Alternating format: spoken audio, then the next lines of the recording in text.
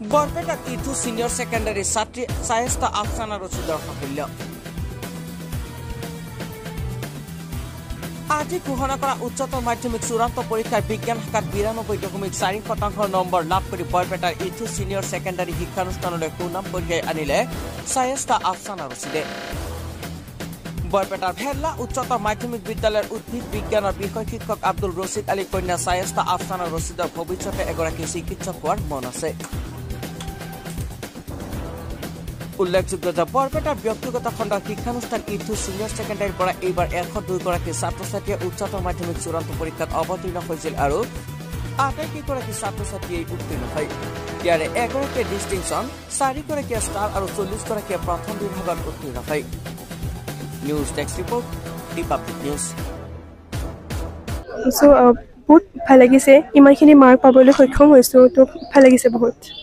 পঢ়াত মই আৰম্ভণিৰ পৰা ভালকৈ পঢ়িছিলোঁ, ডেইলি কাম ডেইলি কৰিছিলোঁ, কেতিয়াও কালিৰ কাৰণে থোৱা নাছিলোঁ।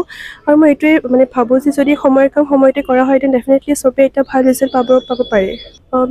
যেতিয়া কলেজ নাথাকে দেন 6 to 8 hours হয়, বাট কলেজ থাকে ইমান পচিবল নহয়, দেন 4 to 5 hours পঢ়িছিলোঁ daily.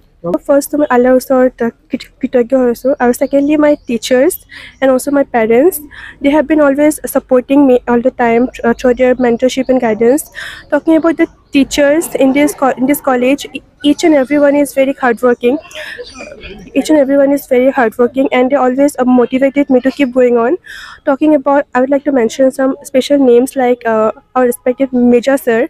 He is from English department. He have been always supporting and guiding me through his in every aspect. Second, I would like to mention about Talib Sir. He is from chemistry department. He have been also guiding me through every part, and also he helped me to improve in chemistry a lot. Not only that, there are several other teachers like our respected Mullah Sir, and talking about all the other teachers, each and every one helped me a lot through this journey. So my aim is to be a doctor and to serve the people. সামগ্ৰিকভাৱে আমি ক'বলৈ হ'লে এইবাৰ বৰপেটাৰ মাজমজিয়াত অনুষ্ঠিত ইথছ senior secondary স্কুলৰ result তুলনামূলকভাৱে যোৱা 2-3 বছৰৰ তুলনাত এইবাৰ যথেষ্ট উন্নত।